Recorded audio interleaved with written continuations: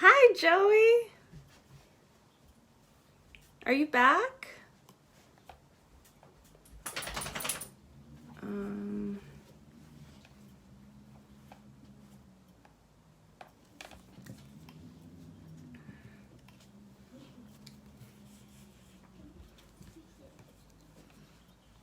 Okay.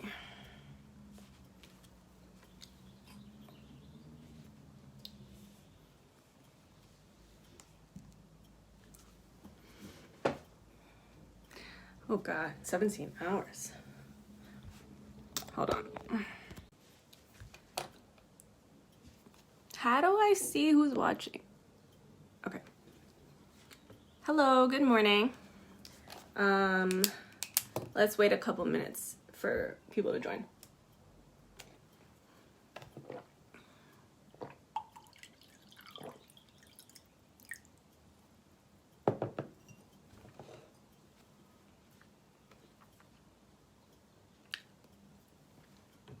So if you guys want to, hold on.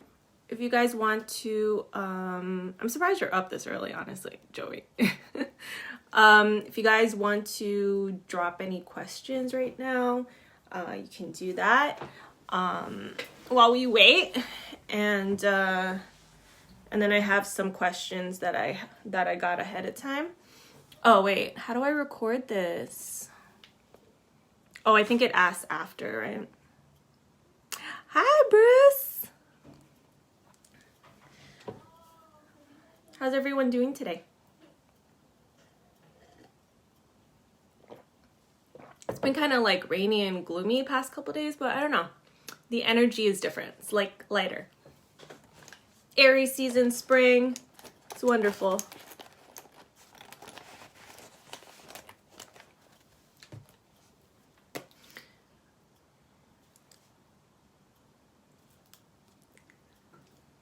Let's light some sage.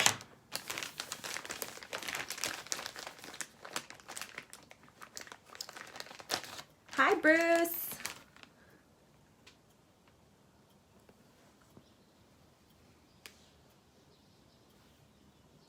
Hi, Rachel. Let's sage this baby up. Okay. We're gonna test my multitasking skills because, hi, Alex. Because I'm doing Instagram and Facebook and I do not have my assistant. So we're just gonna go with the flow, guys.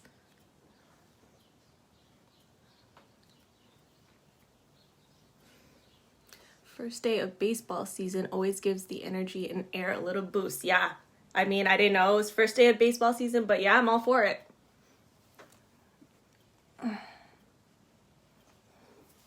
Hi, Callie. Hi, Kayla.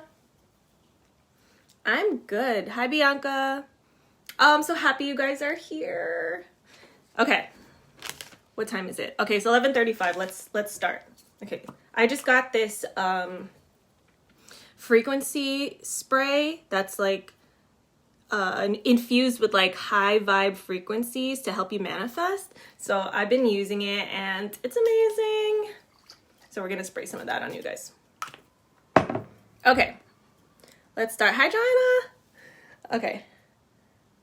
Yay. All right. Let's start with, I guess we'll start with an introduction. My name is Isa, for those of you who are new to my world. I am the go-to girl for all things plant medicine. So really from beginning to end, I help you navigate your experience or your desired experience and help you get clear on what type of plant medicine to start with if you're new, or to go to next if you're experienced, help you find ceremony, help you prepare, integrate, the whole shebang. and do a lot of education around the benefits of plant medicine. And my business has evolved a lot in a very short amount of time. So the iteration that I'm in right now is it's more about incorporating plant medicine into your lifestyle rather than just ceremony jumping is what we call them. But a lot of people will kind of just go to ceremonies because it's kind of becoming trendy right now. So they'll just go to ceremony, expect to be healed. They go back to their lives. Everything's the same.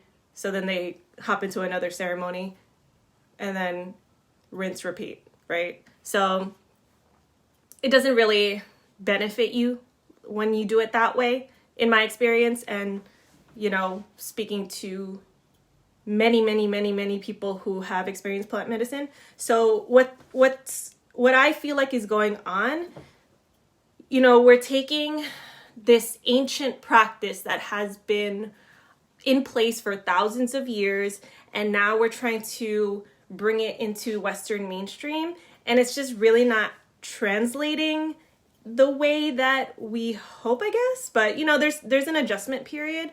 So my mission is to kind of help the Western world use plant medicine in the way in the way that it'll benefit us, which is different from the way that it's benefited people in the Amazon and, you know, wherever else they practice plant medicine over the last, you know, millennia. So we're different. We're in America, in the Western world, we're different, right? And it's not good or bad. It's not better or worse. It's just we digest information differently, and we live completely different lives. So it's just not gonna be the old traditions are just not gonna work for us and our lifestyle, and that's okay, you know. So it's just a matter of taking and incorporating without cultural appropriation. It's a very, you know, thin line, and we kind of have to give ourselves grace for trying and for the mistakes we're you know, gonna make. But yeah, let's see. Thank you, Joanna. You're so sweet. Okay. I'm gonna start with a couple questions that people messaged me earlier in the week. And okay, hold on. Somebody's trying to get in. I'm apparently supposed to accept them in the group. I don't know how to do that. Oh no. Okay, he's just gonna have to figure it out. Hold on. Let me tell him to go on Instagram. Within the Facebook group, so I guess, I don't know, the rules are different. There's too much tech stuff. This is why I need my assistant.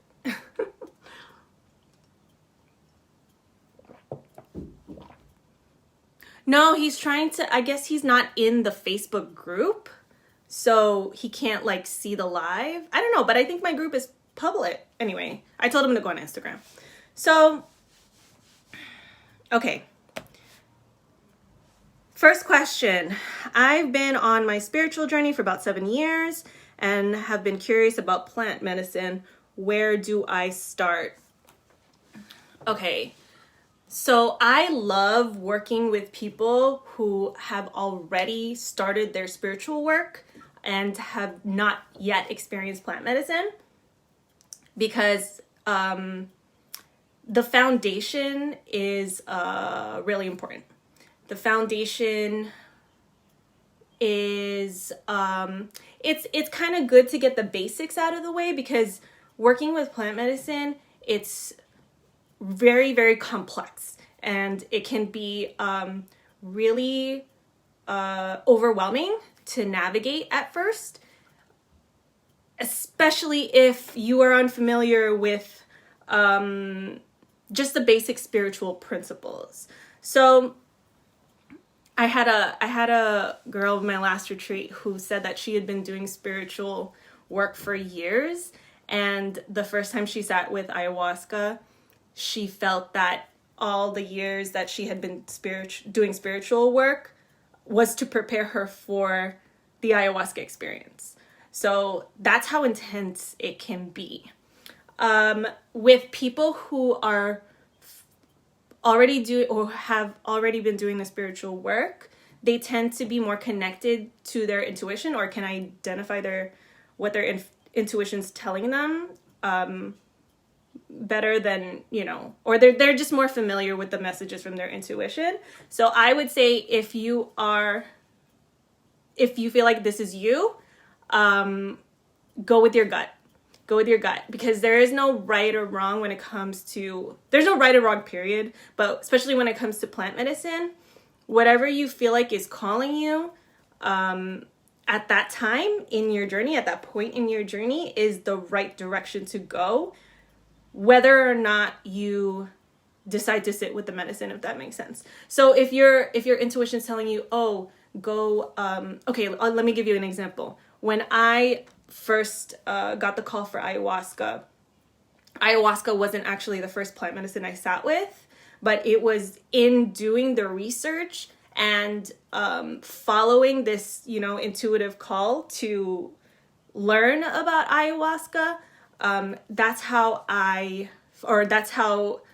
magic mushrooms found me. So I worked with mushrooms for about 10 months before sitting with ayahuasca, even though ayahuasca was the first plant that was calling me.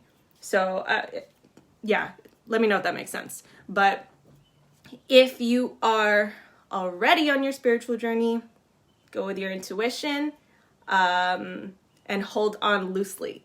And if you are into spirituality, you will know what I'm talking about. Surrendered action.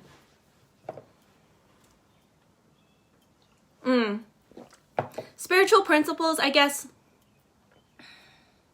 whatever grounds you, that is not in the physical world. So, how can I put this? I guess in general, believing in something bigger than the spiritual world. So believing in energy, believing in the universe, believing in manifestation, such a wide range of things that you could believe in, but basically just outside of what we can see. It's very difficult to go into plant medicine without believing that, if that makes sense, because there's a lot of crazy shit that happens in ceremony and you cannot explain it with things you know.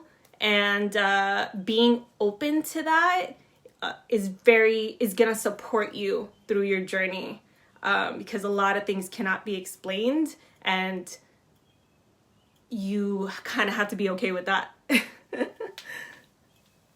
Grounding yourself, having faith in each step, the floor won't crumble under you. Exactly. So as I've grown and evolved on my spiritual journey, I find that when I have a foundation that's not rooted in the physical world, it's so much easier for me to go through transitions and to go through change and to go through like my emotions when I have something that's holding me down that's not temporary, because everything in the physical world is temporary, and it's really hard to stay attached to anything in the physical world, because when that thing is gone, which everything always dies, you need something to kind of fall back on, or you'll just fall apart, which I've done. It's not fun. That's why a lot of people aren't into, because they can't see to understand what you're talking about. Exactly. It can be very you have to be willing. The bottom line, for anything, you have to be, if you want to see change in your life, if you want to grow, if you want to evolve, if you want to do anything, you have to be willing to do it. So a lot of people that I've known in my life are just not willing to believe in something that can't be proven or can't be seen.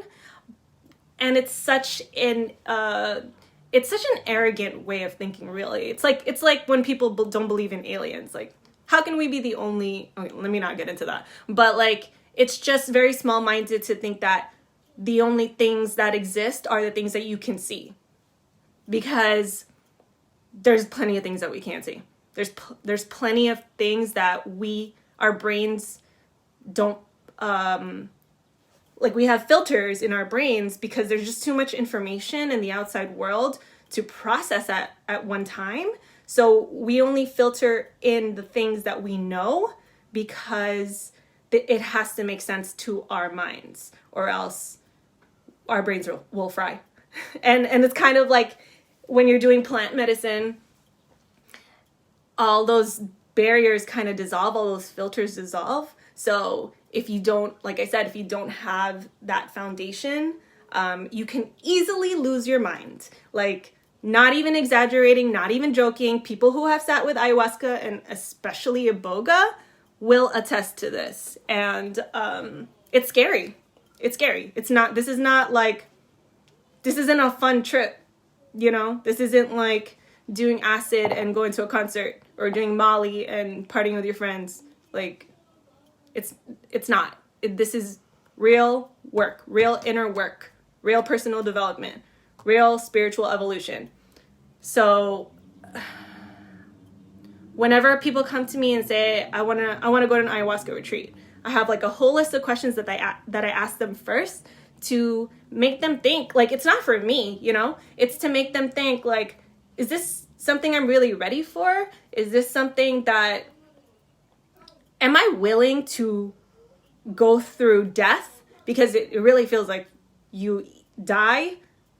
There are several times that I felt like I died in ceremony. So are you willing to do that? Are you willing to do whatever it takes to grow, to heal, to have these experiences? If you're not, you're going to have a really hard time in ceremony, I'm telling you now. But yeah. Okay, great here. I'm headed to Peru for a 40-day retreat in a couple weeks. Never did ayahuasca before. How to prepare? Okay, is this like a dieta that you're doing? 40 days, that's a long ass time. How many days are you actually doing ayahuasca? That's my first question. Okay. And it's beautifully okay. Those people, when they challenge you, just trigger your inner insecurities, and you're shedding and regrowing your ego the way you want. Yes. So I'm glad you brought that up, because as your spirituality expands and evolves, your ego also expands and evolves to match it. So it's like the ego gets so creative and so manipulative, and it's really fascinating, honestly. Like, sometimes I'll catch my ego like telling me stories, and I'll fall for it all the time. And then after I realize that it's my ego, it's like, mad respect. Okay. 12 ayahuasca ceremonies and master plan work. Ooh, you're brave. You're brave. You know, short answer, pay attention to what's coming up right now. Pay attention. When did you say you were going? I'm headed in a couple weeks. Okay. Diet-wise, you're gonna be full on in that dieta for 40 days. That shit's hard.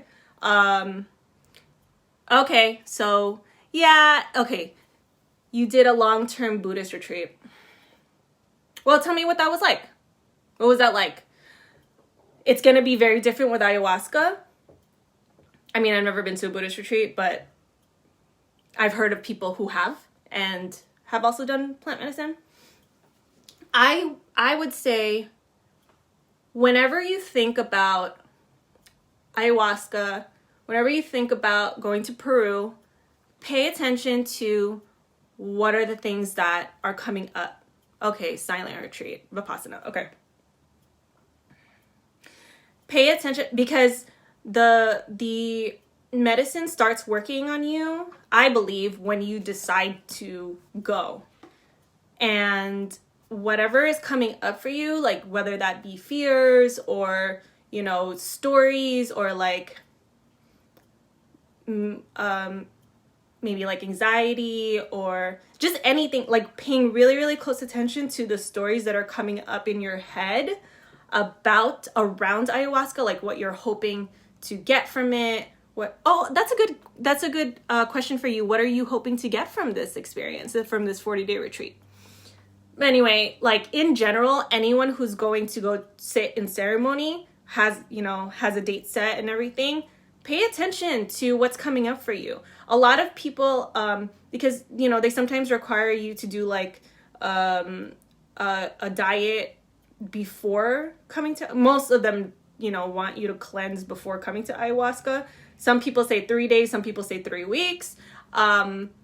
Even doing that preparation work can bring things up, because some people will be like, I didn't follow the diet. Like, I don't deserve to, they don't say this consciously, but if you kind of dig a little bit, it's like, oh, I don't deserve to sit with ayahuasca because I only followed the diet for 1 week and then I fell off, or whatever it is. Those are important. Those are on purpose. Those are things that show up in your life outside of ayahuasca.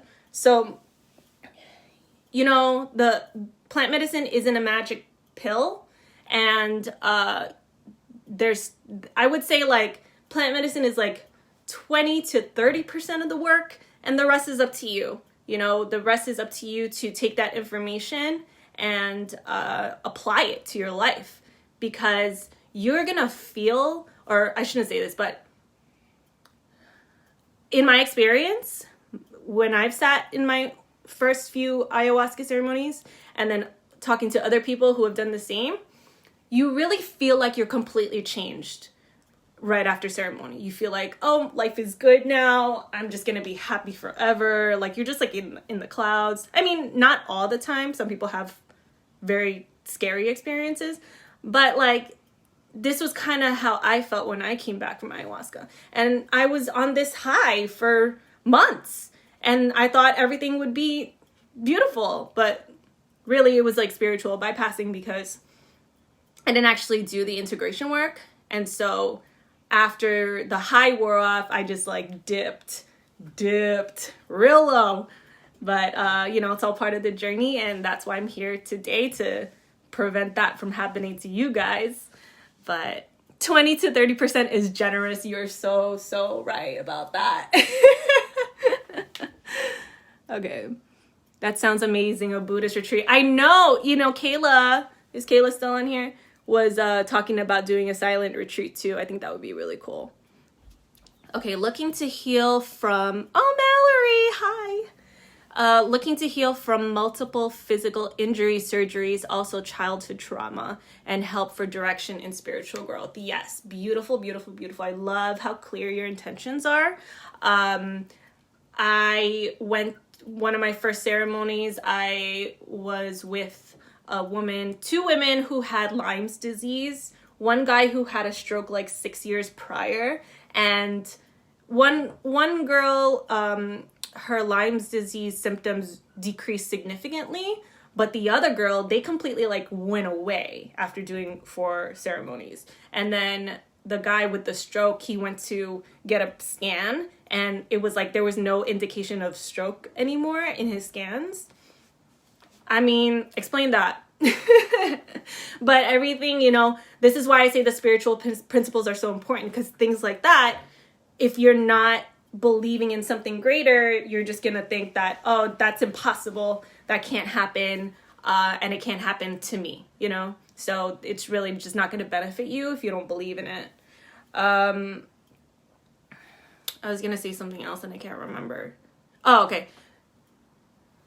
I believe that everything starts, because the spiritual, like when you start going into these higher dimensions and you start getting into dimensions of spirituality, that to me is where the change needs to occur. So even going one level up, like into the 4th dimension, at the level of like your emotions and your energy and your subconscious mind, change at that level is going to be way more sustainable than change in the 3D. Because if you think about it, if you do like a 30-day diet, right? yeah, maybe you lose a bunch of weight, maybe you feel really amazing, but then after the 30 days, people just usually go back to their old lifestyle because they didn't actually make any changes. They just did a bunch of things, but it's like if you stop doing those things, or if you don't create the habit, or if you don't change the beliefs around the habit, guess what? Nothing's gonna change. And it's the same thing. It's the same thing with everything. Like, if you're going to do plant medicine, you're sitting in ceremony, you want something to change, it just has to be at a higher dimension in order for it to show up as an automatic thing, as a product of the subconscious mind. Like, the change has to occur within the subconscious mind. It can't be just willpower. That's not enough, and you're gonna exhaust yourself. Let me know if that makes sense. Hi, everyone. Okay, yeah. So change at the spiritual level is what the point I was trying to get at. Change at the spiritual level will trickle down into the other dimensions, all the way down to the 3D. So, everyone's always like, a lot of people think that taking action is the way to make change. And yes, and also the intention matters, the intention behind the action, the inspiration behind the action. So if you're just taking action for the sake of action, that's just temporary. Like, you take the action and it's gone, But yeah, totally, I believe in physical healing when it comes to plant medicine. I've seen it with my own eyes. And especially combo. Bruce, you still here? Bruce, it's amazing what combo can do. It's really, really amazing. And I have so much reverence for that medicine, and I'm so honored to be able to serve it. And it's really fascinating how fast it works and how efficient it is, and totally ayahuasca for physical injuries when when you're approaching it from the spiritual level and not the physical. Childhood trauma, for sure. I believe that Mother Ayahuasca will only show you what you're ready for. There is this girl who, in one of my retreats, who had some really, really traumatic experiences of abuse that she had blocked out. And then during the ceremony, the way Mother Ayahuasca was easing her into it was she put her in a separate room, and then this was all in her vision. So she was in a separate room, and there was all these Christmas decorations, and then in the other room was all the memories of the traumatic stuff that she had blocked out. So whenever she wanted, she could take a little peek, and then if it was too much, then she would put it back down. And that's kind of what I see, the pattern that I see in people, my clients and people that I talk to who have experienced plant medicine, that it's really it's little by little. It's whatever you can handle. It's one caveat, it's what you can handle. And she pushes you right up there, right up to the edge, right up to the limit of what you can handle. So it feels like, I really can't handle it anymore. I can't. And, that's what is required for growth. So like I said, you got to be willing to. You have to. Oh, thank you, Mallory. You're so sweet. During ayahuasca, do you lose control of your body in ceremony, or do you have part of yourself grounded to the earth? I ask because I have some recent surgeries and do not want to hurt more, I guess you're trying to say. Yes. Yeah, you have control. It's hard to answer that. Ayahuasca, in my experience, works in waves. So you're not completely gone the entire time.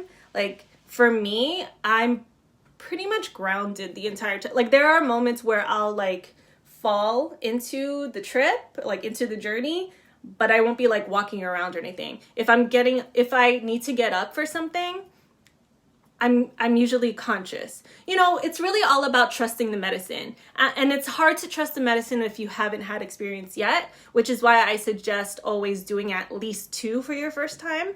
One's not enough. Because 1, you're still kind of guarded and you're like, I don't know you. But, you know, after the second one, you're like, all right, I can get on board with this. But yeah, the more you can trust the medicine, the easier your journey will be. Not that it won't be difficult, but it will be easier to go through the challenges, to go through the purging, to go through the entire ceremony, because it's going to feel like you're in there for an eternity. Trust me.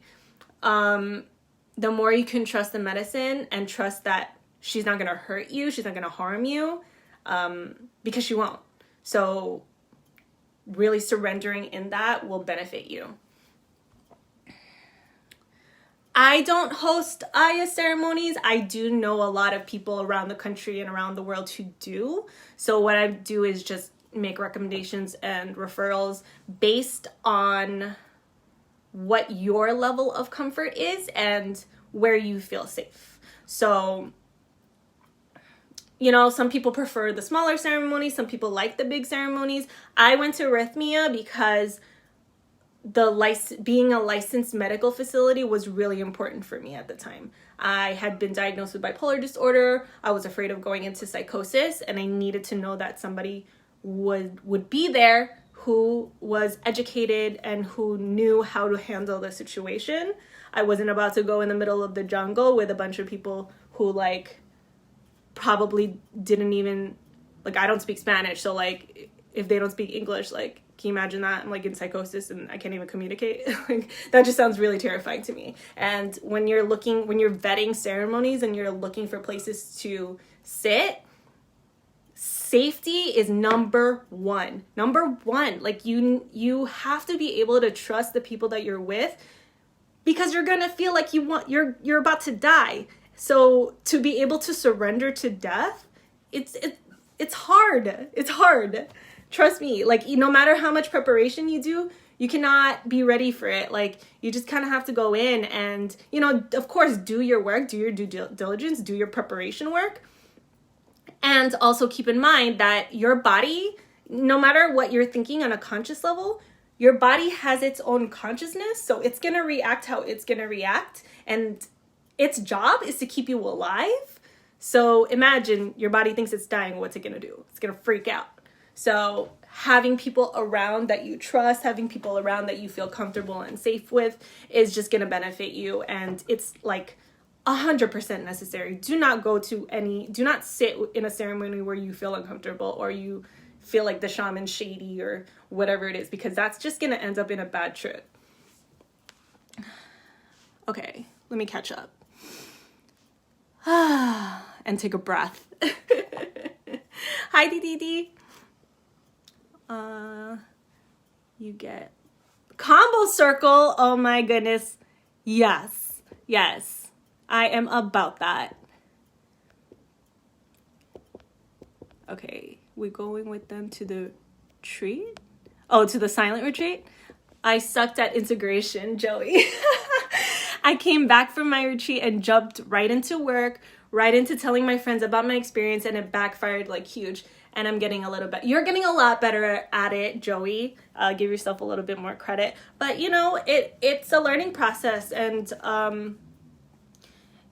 it's hard. It can be difficult to just follow advice when you don't have the experience. Like, for me, especially, like, I kind of need to know the wrong way before I know the right way. And I'm shifting out of that paradigm. But, like, at the time when I was really into the plant medicine work, it was a lot of the wrong way before I figured it out. And I just needed to learn that way, because I think it was beneficial, because now I can relate to people who don't integrate, to people who don't prepare, you know what I mean? So it's beneficial. Okay. Let's see. At my first ceremony, I only got up after asking Mama Aya if I was ready. Yes, Ash. Yes, I love it. She kicked my ass the second night. Oh my God, she's kicked my ass so many nights. I remember anytime I told her I wanted to get up or get air, she'd place me back down emotionally and tell me to wait until she was done. I love that that was your first and only ayahuasca ceremony. I mean, those two, and that you're so connected to the medicine. It took me a little bit to get connected to her, and that's okay, you know. But like, I love that. Yeah, listen to her. She's wise. What are your thoughts on sitting with San Pedro? I love San Pedro. San Pedro is such, like, I actually recommend San Pedro a lot for beginners because San Pedro is like grandfather energy. He's like the grandfather who doesn't say a lot of words, but is very, very wise and very grounded and very comforting. So it's really beautiful because the medicine really roots you to the earth, really helps you connect to the world, and opens up your heart space. It like Molly, if you ever do Molly or ecstasy, opens up your heart space, like it dissolves all your heart barriers, but it's like a little bit wild. But for me, San Pedro opens up your heart, but in like a really safe and grounded way. So yes, I love San Pedro, especially some people will do San Pedro after, like the day after ayahuasca, which can be really nice too, to come down from the, like, she's very wild too. So, you know, to kind of get back down into your body and to feel, okay, I'm going to tell you a story. When I did San Pedro, I've only done San Pedro once. And it was such a beautiful experience. I had a cut on my finger, and I was sitting like out on the lawn on the grass, and I saw a leaf, and I picked up the leaf, and the leaf had the same exact cut on it that I had on my finger. It was so bizarre, and I just started bawling because I was like, oh my god, I am one with this leaf. This leaf is my soulmate. It was so beautiful. So yeah, I'm all about San Pedro, and if you want, I can give you a source for that. Okay. Do you host them in NYC? I'd like to see how it works before going and doing a cleanse. Thank you. You're awesome. Thank you. The retreats that I would refer or recommend are all upstate. I wouldn't do it in the city. When you are sitting with ayahuasca, especially, your energy is open and raw, and you're just literally absorbing everything. And this is why also, I stress that you should be comfortable and trust who you're with, because you're literally absorbing everyone's energy. So when you're doing it in like confined spaces, like, you know, I hear about like these ayahuasca ceremonies in basements in Brooklyn, and I'm just like, no, no. But, you know, just being in the city, and there's like all this like anxiety in the air, and like people stressed out and blah, blah, blah. Like, you're taking all of that in. You're so sensitive. It's just not, like, I wouldn't do that. Like, as isolated as you can be, do that. But, you know, the places that are upstate, there's some places that are not too far, like 2 hours.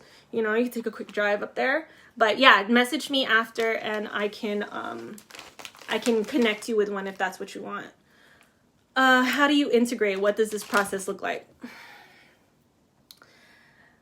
That is a question I cannot answer in 5 minutes. And, you know, in general, integration is, to me, integration is that, like, applying what you learn from ceremony and aligning it with your life. So it's like the step right before embodiment.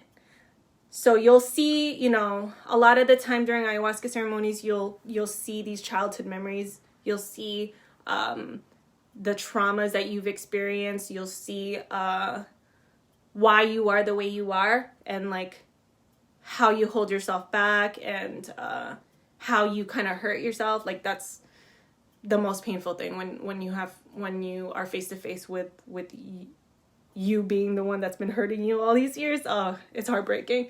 But you know, taking those lessons and integrate, like actually integrating, like twining it into your existence. So it becomes you. So you become what you learned. And it's like, okay, think about when you learn to drive a car.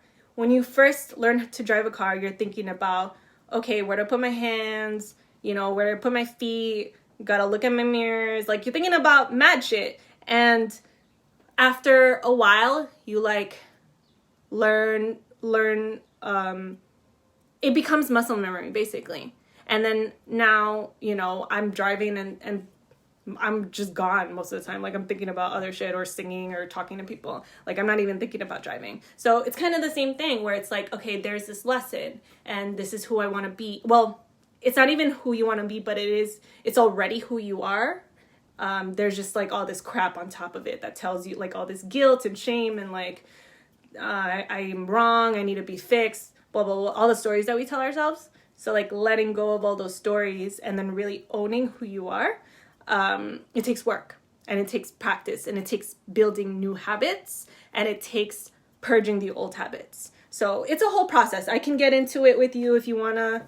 You can DM me and I can get into it more, like explain the integration process more, because there's a lot to it and it's a lifelong process. Like, you're always integrating. Issa has amazing integration sessions she offers that supported me tremendously after sitting with Aya. Yay! Thank you, Kelly. We're all connected. Yes, we are. Every time I wanted to talk to Paul, she did the same thing. Yeah, I remember that, Joey. Weepy. I love it. I've been so weepy. Like, I've been so emotional. Yesterday I had a call with like my website designer and she's like, how are you? And I'm like, I'm tired and emotional. Like, I felt like I was just about to cry and it was like my first time talking to her too. It was great. But yeah, like Aya really helped me. Oh my God. I used to never show emotion in front of people. Never. Like, and I took so much pride in that. I used to be like, I don't cry and I'm tough and I'm strong and whatever. And then after sitting with plant medicine, realizing that like actually it takes a lot of strength to be vulnerable. It takes a lot of strength to show emotion. So like now I take pride in that. Okay.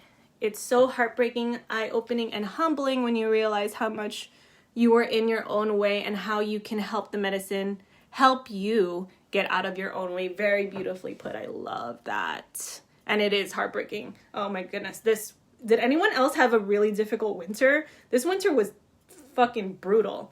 Like, so much honesty. like you gotta look like this. Like, oh no, there I go again. Okay. Applying what the shadows teach us to change our reaction in the physical world. Becoming who you want to be. A little description by Joey. Thank you, Joey. The worst winter, right? The worst. Like, oh my, Michelle! Yeah, it was this winter. I don't even know what to say about this winter. I'm grateful. That's what I'll say. I am grateful for what I went through. After my retreat in December, I had like PTSD. I mean, Kelly, are you still here? That shit was rough. Like, I had to look at so much stuff around where, like, for me, it was a lot about safety. Like, where am I not trusting people in my life? Where am I not allowing myself to express and be vulnerable because I don't feel safe? You know, even within my close relationships, I had to look at that and be really honest. And oh my God, it was so rough, let me tell you. I was like purging. I literally couldn't work. I couldn't work all winter. I couldn't. And I don't know how people did it. I don't know how people lived. I couldn't look at myself without crying. Oh my goodness, yes. She honestly can make millions off her integration programs alone. Just sitting there with her, you feel her energy. Joey, you're so sweet. And yes, you best believe I'll be making millions. All right. Okay, I said that this was going to be until 12:15, so let's wrap it up. Any last questions? Okay, I had like 3 other questions that I didn't get to, but I want to touch on this. People are always concerned about having a bad trip. They're like, you know, they hear all these horror stories, especially about ayahuasca, you know, mushrooms, LSD. There's plenty of people who talk about having a bad trip. I personally don't believe in bad trips. I believe that everything that you experience on your journey it's really just like showing you what's already there. Like the medicine's not putting anything in you. So if you're having a bad trip, that means that you're really like not willing to, or you haven't been willing to look at what's actually been there the whole time. So if you're experiencing a lot of fear, a lot of paranoia, a lot of anxiety during your trip, that shit's already there. Like that's there every single day. Maybe not as intense, but it's there. And the medicine just shows you that. It shows you what is happening and how, well, it shows, for me, it shows you like where it's coming from. And sometimes, like in the case of Iboga really shows you like kind of how to fix everything. With Aya, I feel like you get inspired to know and explore, but like the real healing is in the integration. The real healing is in the integration. The real healing is in the integration. Like, you get that into your heads. If you're like trying to work with plant medicine, medicine's not going to do the work for you. It's not. And I will say that forever and ever and shout it from the rooftops, because people don't put enough emphasis, I guess, in integration. It's kind of just like, yeah, integrate, but it's the most important part. Like, if you're not integrating, nothing's gonna stick. Like, it's just gonna be a memory. Like, oh yeah, remember that time I did ayahuasca and like saw my childhood traumas? Yeah, well, I'm still living the same life. And it's like all of these people go sit in, sometimes they sit in like 20, 30 ceremonies. I know a guy who sat in like 500, 600 ceremonies and he's still a fucking asshole. So like, what's the point? You know, ayahuasca ceremonies are not fun. They're not fun. I don't know what you heard or what. I don't know why people sit in so many ceremonies, but it's not fun. And I don't understand going through all that work and then not making changes in your life. I mean, I can understand, because most people don't know how, and most people don't realize that they need that support. It is what it is. And, you know, all I can do is do my part and help people understand how important integration is. Like, it really, like, I have experience without integration and I have experience with integration. I've seen lots of people who do not integrate, and it's just a shame, because there's so many things that you can learn from the medicine. There's so much wisdom in just even one ceremony, you know? So to not integrate that is kind of like disrespectful. It's disrespectful to the medicine. It's disrespectful to you. You know, you're like wasting your time. Without integration, did you even do plant medicine? Exactly. Boom, boom, boom. Bye, Kelly. Thanks for coming. Okay, I'm going to end this soon, because I said 12:15 and I have to go to the city. But I love you guys. Thank you so much for coming. This was so much fun. If you have any more questions or you want to know more information about anything we talked about today, just shoot me a DM. And I have tons of resources, tons of places that I can refer you to if you're looking for a ceremony, or if you're looking for medicine to do a personal ceremony by yourself. Yeah, hit me up. And hope you guys have a wonderful Thursday. Is it Thursday today? Yeah. Wonderful Thursday. And I will see you soon. I love you.